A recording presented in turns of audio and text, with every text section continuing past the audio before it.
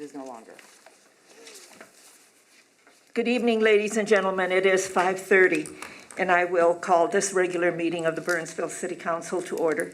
If the clerk will note that all council members and the mayor are present.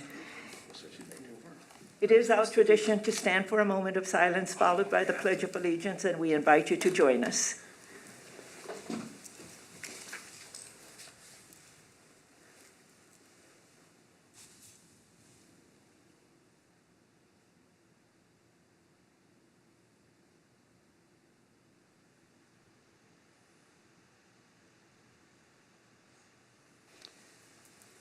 I pledge allegiance to the flag of the United States of America and to the republic for which it stands, one nation, under God, indivisible, with liberty and justice for all.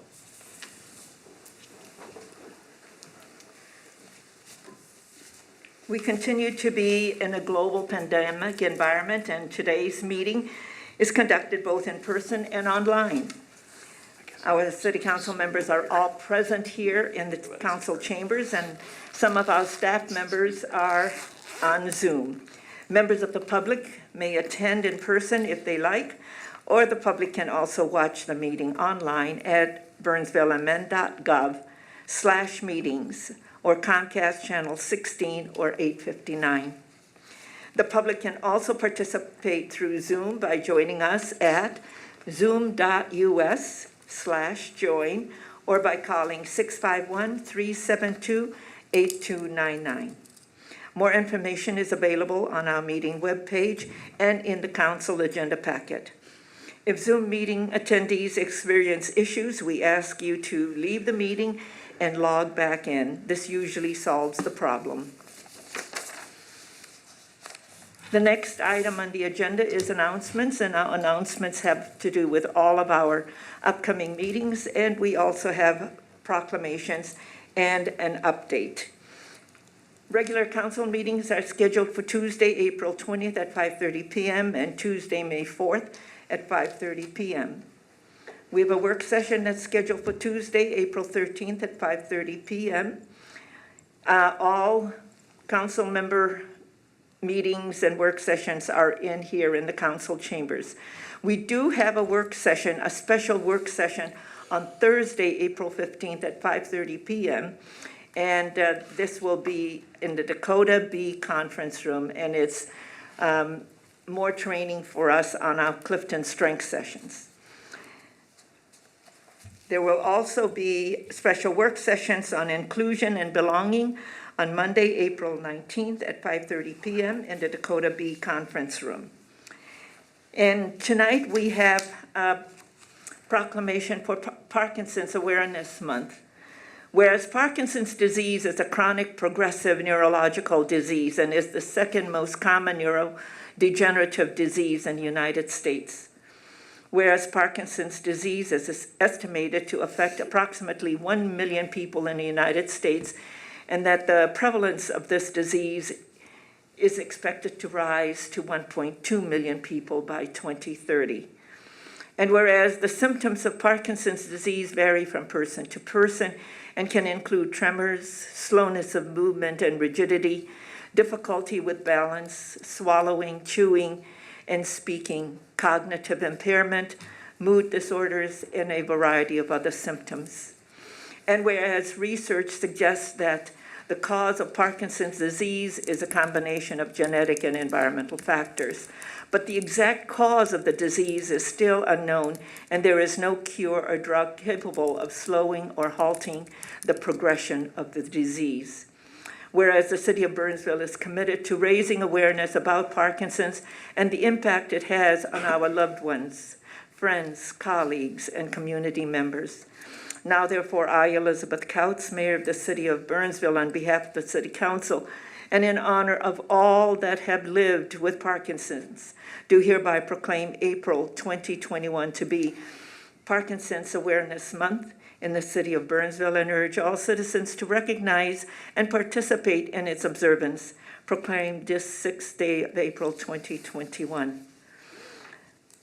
The next proclamation is Fair Housing Month. Whereas the Fair Housing Act, enacted on April 11, 1968, enshrines into federal law the goal of eliminating racial segregation and ending housing discrimination in the United States. And whereas the Fair Housing Act prohibits discrimination in housing based on race, color, religion, sex, familial status, national origin, and disability, and commits recipient of federal funds to affirmatively further fair housing in their communities. And whereas the City of Burnsville is committed to the mission and intent of Congress to provide fair and equal housing opportunities for all. And whereas our social fabric, the economy, health, and environment are strengthened in diverse, inclusive communities. And whereas more than 50 years after the passage of the Fair Housing Act, discrimination persists, and many communities remain segregated. And whereas acts of housing discrimination and barriers to equal housing opportunities are repugnant to a common sense of a decency and fairness.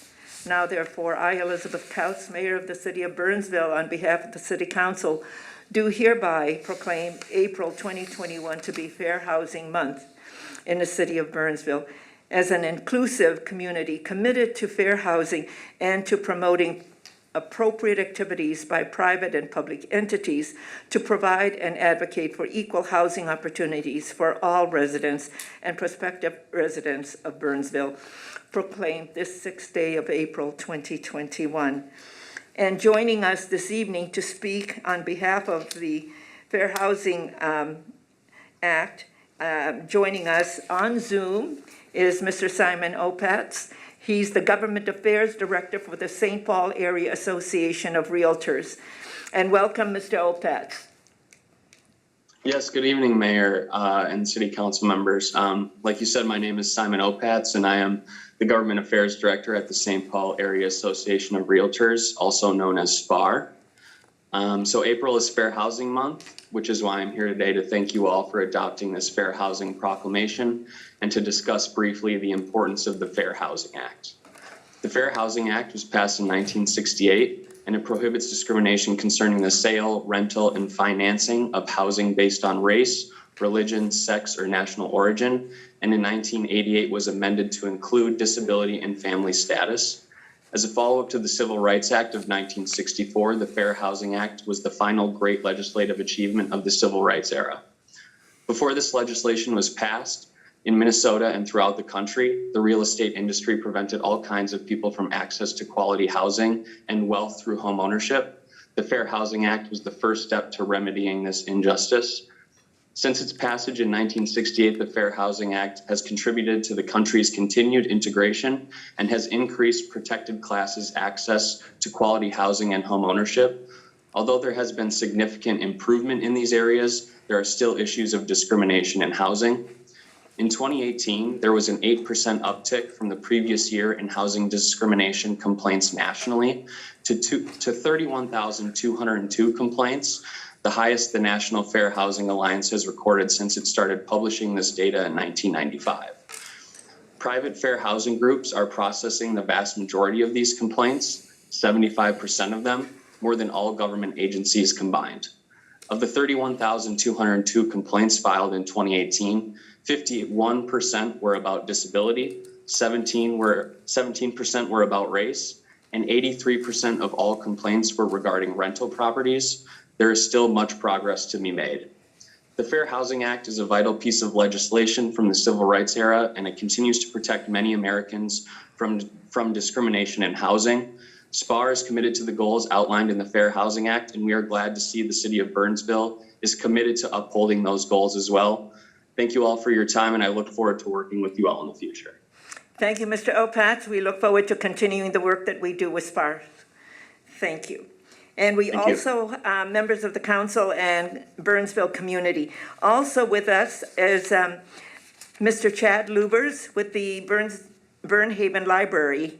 Mr. Lubers is the manager and since he became the manager of the library, has been very involved and engaged with us. And thank you for all of your help with the complete count for Burnsville, Mr. Luber, and all of your help around that. So tonight you're giving us an update, and I think this is your second update since you became manager? Third, I'm sorry. Great, okay, we're here for the third update. Welcome, Mr. Lubers. Thank you, Mayor. Council members, Mayor, thank you for the opportunity to be here this evening. As the Mayor mentioned, my name is Chad Lubers, and I am the manager of Dakota County's Burnsville Library. As I've done in the past, I wanted to stop by this year just to give you a brief annual report, talk a little bit about the direction the library will be heading in the months ahead. First of all, just to acknowledge the fact that for the library, as for the city, 2020 was very much not a business as usual type of year. We worked really hard to adapt existing services that we have at the library in order to more adequately meet the health and safety needs of our community, but also to launch a few new initiatives that we think were designed not necessarily to be traditional library services, but just to fill a need that we were observing in the community. Next slide, please. The library in 2020 participated in a free meals for youth program. This past year, we distributed approximately, 4,970 lunches. During the summer months, over a 10-week period, we joined other organizations like the school district, the YMCA, and several local churches in this initiative. The library also launched circulating Chromebook kits and Wi-Fi hotspots. Right now, I believe we have about 75 of these units in circulation. This was designed to help support families with children who might be in school facing financial difficulty. We've also heard from residents who have recently lost jobs that these kits have come in handy as well at home when folks need to do interviews online and perhaps they have lost their internet access at home. These materials were funded with federal CARES funding, and we're hoping that we'll be able to continue funding this at least for the next 6 months, if not longer. The library had an existing relationship with the Red Cross. We hosted 9 blood drives at the library this past year, had 270 donations. Red Cross informed us that that is the equivalent of possibly saving as many as 800 lives here in Minnesota. I can tell you the Red Cross blood drive collaboration was so successful that Tom Novak, who works for Dakota County as a division manager for the unit that oversees the library, and Margaret Stone, our library director, decided to roll this collaboration forward to the other libraries in the county. So there are blood drives happening now throughout the county as a result of this. The library also in 2020 increased our ebook budget and our books by mail budget, anticipating that customers would self-select not to visit the library in the midst of a pandemic. So we wanted to make it easier for folks who chose not to visit, either in a curbside pickup or in person, to access the content and material that we provide at the library. The books by mail service is one where we will mail materials to the residents of individuals who are facing medical difficulty or health concerns and are unable to make it to the library. And then we reimagined our summer reading program, our summer discovery program in 2020 as well. We set that up not to be a program that required kids to visit the library, but as a grab and go program where activity kits could be picked up at the library and then taken home. Our activity kits featured a number of literacy-based initiatives and projects that kids can work on both at home, outside, online, to keep our younger residents engaged mentally throughout the summer months to help fight that summer slide that all of the teachers dread seeing in the fall each year. Next slide, please.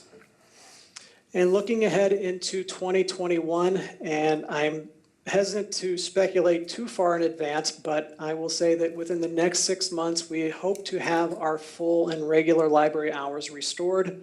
I know there's a proposal that's been moved forward to our county commissioners to move to kind of an interim level of open service. I'm hoping to hear some positive news there within the next few weeks.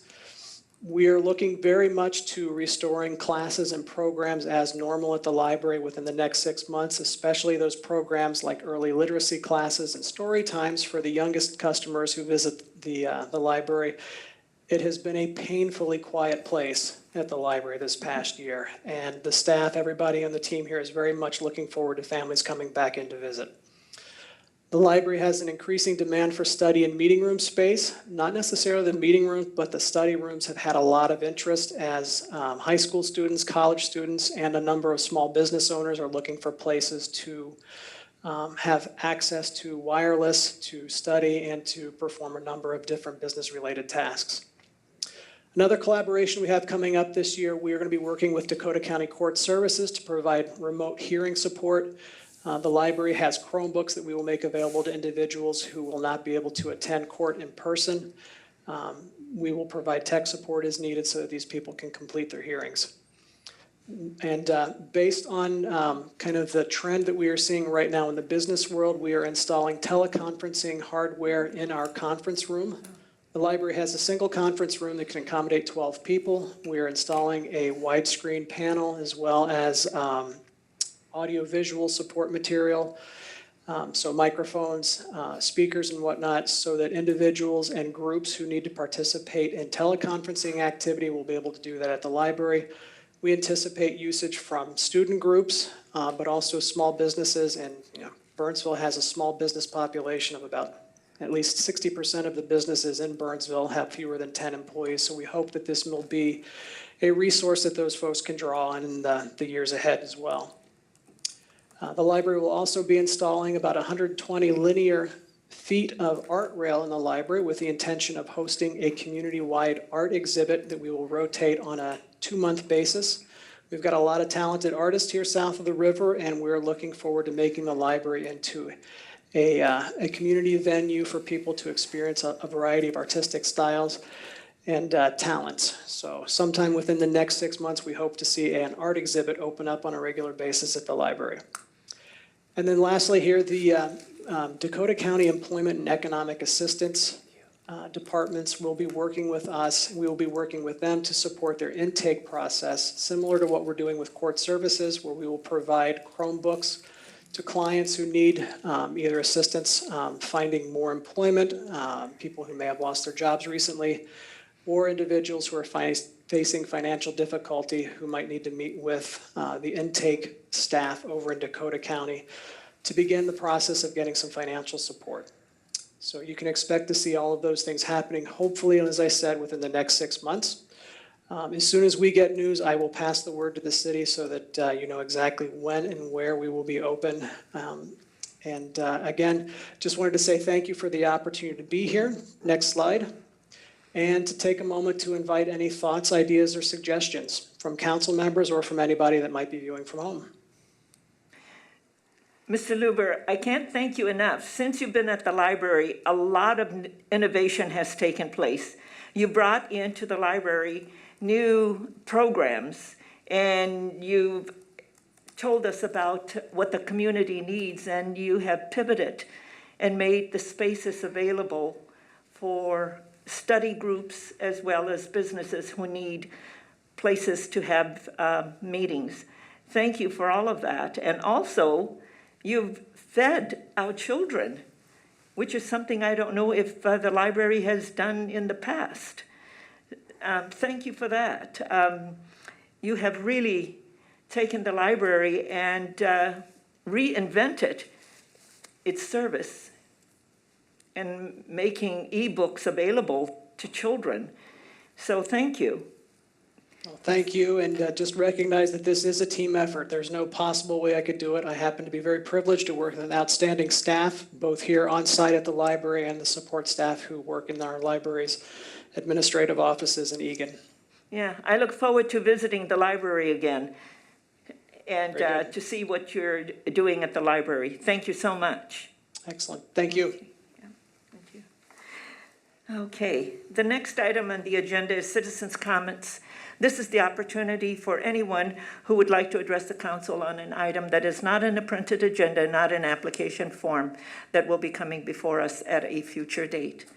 And no one in the queue. And so we will then move on. And the next item on the agenda is the introduction of emergency items to the agenda. City Manager Mascoli, are there any emergency items to come before the council? We have staff has no additions to the final agenda, Madam Mayor. Okay, members of the council? Councilmember Keeley. I had my light lit up. Oh, Councilmember Keeley, yes. I usually go to the city manager first to ask, see, Well, I was but just making sure Councilmember you- Keeley, yes. Thank you, Madam Mayor. Mayor and council and staff, I would like to request an item be added to the agenda to have a council discussion on the current liquor license fee structure, the document that staff prepared for us, which shows what we gave in relief to our license holders in the last cycle that's ending on June 30th. And make some planning, I think, that is timely to do now because this cycle is coming up. There's a 90-day window that's already started. License holders have been notified by a letter. The letter doesn't reference anything, but this is what the fee is, which is currently on the books. And I think now is the time for us to at least talk about it and then make some plans at future council meetings where we can make some decisions on what those fees might be going forward, any further relief as a result of the pandemic that we want to provide. Okay, we need 4 votes to add an emergency item to the agenda. Councilmember Gustafson. I think this is an item well worth discussing. I don't think it meets the level of emergency item this evening, but I am totally in favor of this going to a work session because we have a lot more than what these particular bars have paid in. We have new bars coming to our town, or how are they going to be included? I'd really like to hear some of the issues that some of our bars are having still today. I know 75% isn't the 100% that they're all used to, but I would like to hear some of those things and how that works. And I think this council's always done a really good job of getting all the facts before we try putting out decisions like this where we're giving up lots of different funds for things. And to delay this by a week to allow staff to put some things together and for us to get some questions to staff so they can have those answers for us and the proper people here. And maybe even some bar owners here that would like to talk about it, I think is appropriate. Okay. Anyone else? Councilmember Schultz? What I would like to hear is what you are proposing as an action. If you're proposing a discussion or if you are proposing a vote to take place. Because I think that alters what we're doing or even how we vote on if we want to have this as an emergency item or not. For a question, my presentation was to get some council dialogue to provide direction to staff. Councilmember Gustafson has, in a way, provided some of his perspective on providing guidance to staff. If we add this to the agenda, then we can have that open discussion and we can all provide that feedback. But he actually hit on what I'm getting at. I think I would like to see us provide direction to staff to bring some things back at a future meeting so we can make some decisions that go through the normal public notice period. Then I would vote yes on that because I would like to ask staff to do that. So yes, so yes, I would vote Yeah, yes on that. I mean, we're sort of, you know, the motion is to add the item so we can actually have this discussion. Got it. Councilmember Gustafson sidetracked the motion to just actually have the discussion that I wanted to have. If that's acceptable to Dan. our city lawyer and the mayor and staff, that'd be okay too. Yeah. It's not the way Yeah. I thought the procedure might Yeah. follow, but that's okay. So you'd be okay if we just Yeah. ask staff to just bring it to our next work session and then we'll have a meeting that's planned around it with background and Since it's, everything. and I'm trying to follow the procedure of, this item wasn't on our I know. agenda, so we have to vote to put it on our agenda, so we can actually say exactly what you just said. Yeah. All of us, and Yeah. then consensus direction to staff. Does it have to go on the agenda for us to say that? Yeah, well, I don't know, It maybe. would be better, it would be better for the substantive direction to occur after you put it on the agenda. So Yeah. that, it is, So- in my view, it is a best two-step process. This debate, whether or not to add it on the agenda, after you add it on the agenda, then direction to staff or whatever action you want to do with it. yeah. So if I understand correctly, this is just to direct staff to add it to an agenda. That's why you. Right, to get it on our agenda tonight, so we can have an Because this is not open. enough information for me. Right, so this is an open discussion, yeah, that's only one piece of the whole puzzle, Yeah, but it was one piece that was missing. We need to put it on the agenda formally, so To we can. direct staff. Have a discussion to direct staff to bring some things Yeah. back, so we can vet it and make a decision. Okay, so Councilmember Gustafson, if it's just to direct If staff, we're heading in the direction of moving this to a work session, by putting it on the agenda, I'm fine with that. I just Yeah. don't want us to make decisions tonight because we Yeah. don't have enough to Yeah. make those decisions. Councilmember? I Yeah. agree with that, yeah. Yeah. For me, also, it's like, when I saw it, I'm thinking, I need more information to digest. And if our bars and restaurant owners need to be at the meeting, they need to have the information to be present also. Absolutely. But if tonight's meeting was for you to ask us to direct staff to put it, because I was going to say, it merits discussion, but I'd rather it go to next week's work session, which is only a week, and that it'll give staff all the time to put all of the information together for us to evaluate, digest, and then give direction as to actions moving forward. So if it is to direct staff, then, I think we've said that 3 or 4 yeah, times. no, now. I just want to make sure make it everybody clear. understands.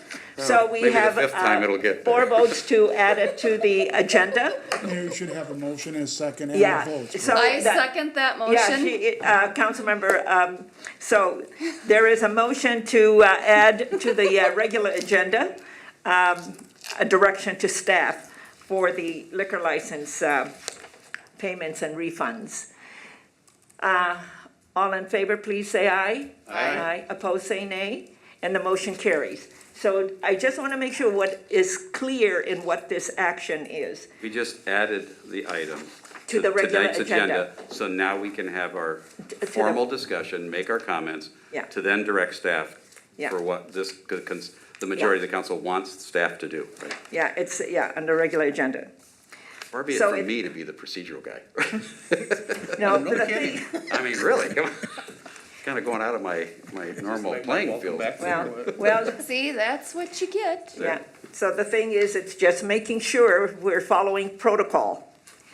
Okay, the next item is consent agenda, and the consent agenda is a group of items that's considered to be routine and will be enacted by one motion.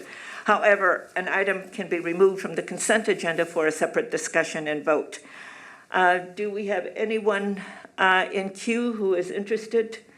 No? Okay. Ms. Muscali, does staff want an item to be pulled for a separate discussion and vote? No, Madam Mayor. Okay, members of the council. Okay, may I have a motion to adopt the consent agenda, Move please? to approve? Second? There's a motion and a second. All in Welcome favor, back. please say aye. Aye. Opposed, say nay, and the motion carries. The one item on the regular agenda is a discussion to direct staff on the on-sale liquor payments and refunds. May I speak? Yes, Madam please. Mayor? Yeah, you're the one who. I didn't hit my button. Yeah, you're the one who added the item to Yeah. the agenda, so I'm looking at you. Forgot to ask how many pages that was. Not as many as you thought. Okay, well, this came up, I mean, in a way, as frustrated as I was that the letter went out to the liquor license holders in the normal 90-day cycle, because we hadn't had a discussion since November, it actually triggered this discussion. So I'm thankful that it did, because I'm not sure how much time might have gone by before we ended up taking this up, before we get into that renewal period, which is now started. We're within that 90-day window. So I think it's okay that it went out because it triggered this. I don't need to repeat what's in the news and what I've heard from several owners of bars and restaurants over the last week that I've spoke with about this. It is a very, very, very challenging situation out there. A couple of points just to set up the discussion, and I'm totally fine with whatever we decide to have staff bring back to us so we can make a formal decision at a work session or have a more deeper discussion. Clearly, the pandemic is still in full swing for restaurants and bars. The additional capacity to 75% did almost zero to give them the ability to add capacity, because it also came with the distance requirement. And for small and medium-sized venues, they haven't even reached 50% yet. So adding 75, but keeping the distance rules, didn't actually give them any more room or capacity. Liquor sales actually have not recovered nearly as well as some of the food, because the to-go food took off, drive-through, but not to-go beer, wine, and hard drinks with it, right? So with the to-go food and the fact that the governor's executive order has limited their hours of operation to 10, and now I believe it's to 11, most liquor sales happen after 10 p.m. Well, there is no after 10 p.m., except for there's about an hour there. So liquor has not really, from a bar or restaurant on sale, has not really seen much of a recovery, and the capacity change recently actually didn't give them anything to work with. And so I look at all of that, and I look at the damage that they're still suffering, and I find out that, ironically, in my discussions, I learned today that the city of Fargo sent out their annual liquor license renewal, and due to their city commission, as they called it, actions at a December meeting, they actually waived 100% of their liquor license fees for the period starting July 1st of 2021, going through 2022. That to me was, we appears to have discounted about 38% last year, which is really the worst of it for them. And I'd like to discuss what we could consider going forward. But I thought that was a very bold statement that the city of Fargo did to help their hospitality industry, to say, for the next year, starting July 1st, you have no license fee. Just as a side note, that is an idea that I presented last year, and I still would advocate for it. So with that, the timetable is, the clock is ticking. July 1st is coming up soon. I just wanted to bring this forward so the council could have some meaningful discussion on what we're doing, what we have done, which is one piece of the puzzle, which thank you very, very much, Melanie and staff. I know that you sort of pulled out all the stops to be able to pull this together. My only comment was thank you. It was very consistent. Everyone was 51, 87, 50. I was shocked that it only ended up being 38% of the total bill. I thought we actually had provided better relief than that. I was a little surprised that that's all we did. And so just from my perspective, but then again, I'm the guy who said, let's waive the whole thing. And so I have a 0 fee baseline, and so anything above that would be challenging for me to accept.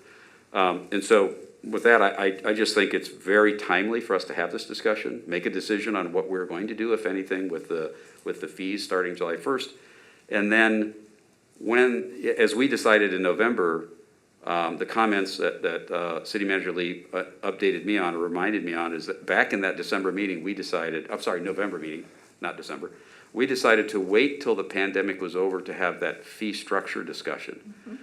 I'm not sure 6 months ago, I thought the pandemic would still be this hard on these bars and restaurants today. I mean, it's 1st of April and nothing's really changed for them. And based on the conversations I've had today, it's almost as if it's 6 and 8 months ago. The damage is ongoing. It is still devastating those businesses. And it kind of blew me away. I mean, I think we all want this pandemic to go away and everybody to get back to normal. And because you go to restaurants and bars and you see a lot of people, you see people there, you see people coming out of the house, it almost is an analgesic making you think that things are getting back to normal. Financially, that's not what's happening for those bars and restaurants. And it's going to take a long time before it even gets close to that.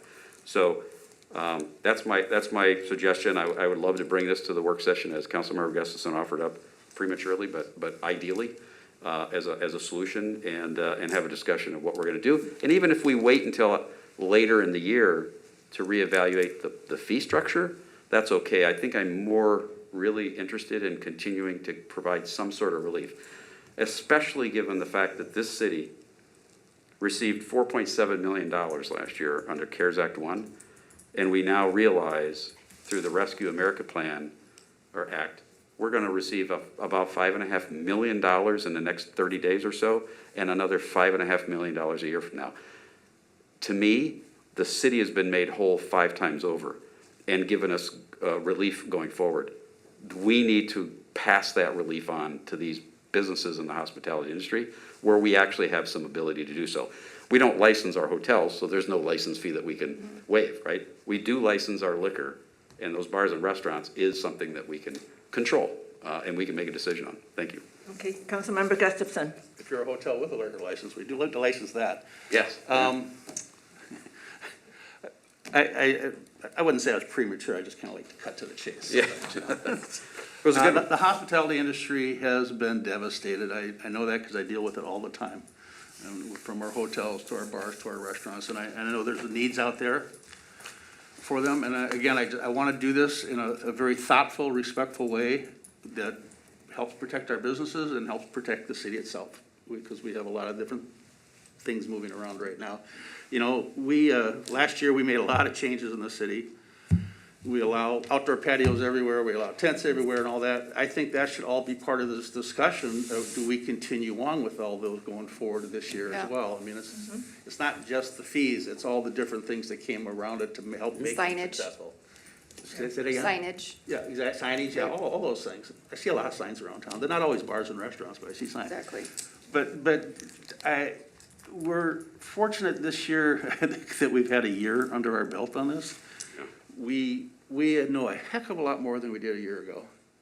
And I think we really have a good understanding of how this affects our city and how it affects our businesses and how it has especially affected our hospitality industry. And so bringing this to a work session to have those type of questions answered, I think it's appropriate, not just for us for a decision, but it's appropriate for our residents and our businesses to see what's going on and, you know, what are we doing to help come out of this at some point? Now, how whole are we gonna come out of it? And that's where, at the end of the day, you know, I've been saying this for a year, we were so fortunate that we made a lot of policy changes years ago that put us in a pretty good position for economic development, all the things that really helped keep us afloat in the city. And now I've been focusing my time as, so how do we keep us afloat and how do we grow? As we're allowed to grow, how do we grow out of this? And so, like I say, the work session for me is, I think, gonna answer a lot of questions for us. Agreed, 100%. Okay. Anybody else? Okay. Save it for the work session. Yeah, and I agree, because I was gonna say, we need this to go to work session, we need all of the information, not just, the information that staff provided, and thank you so much for getting that, pulling all of this together. But let's have a really comprehensive discussion on what's going on and how do we help everybody, to all of the points that you've made, Councilmember Gustafson. And so for staff, it's not just this, but also the $2 million that we helped so people know, we put out $2 million and helped our restaurants and bars and small businesses, and they benefited from that. That was in a surviving mode. We need to get to thriving, and how do we help in getting to thriving? So all of that information, and I think we should also contact all of our bars and restaurants. I want to hear from them. I've talked to some, just like you have, and always throughout, how are you guys doing? What do you need? Are there things that we can do different? I hear a lot of them thanking us for helping them with the grant money that they received. Not just the bars and restaurants, but a lot of our small businesses, a lot of the small businesses that are immigrants. So they're very appreciative of that. And so I think people need to know, if we're going to do this for bars and restaurants, that we're not just focusing on one industry sector. That the city of Burnsville has been caring and kind to all of our businesses and trying to help them getting from surviving. So I think also our city clerk had done a survey with all of our bars and restaurants also on the fee and the fee tiering and all of that. And I think they wanted it to stay the same. So I think a lot of that information is very useful. Is there anything that you need from us for this to be clear in the directions for, and I agree, next week counts work session, and I don't remember how full that is, and maybe we can move some things around so we can dedicate a lot of time to this particular item. Madam Mayor and Council, we can certainly add it to next week's work session. That's not a problem. And we'll probably have to move some items, so Yeah. we'll begin work on that. We'll see how, what kind of feedback we can get in a short time turnaround from our licensees. Okay. But certainly we'll try to get what we can back from them. We did get good feedback when we reached out to them last fall as well. So, what I heard the council say is you're looking for information about, what policy changes were implemented last year that we want to continue.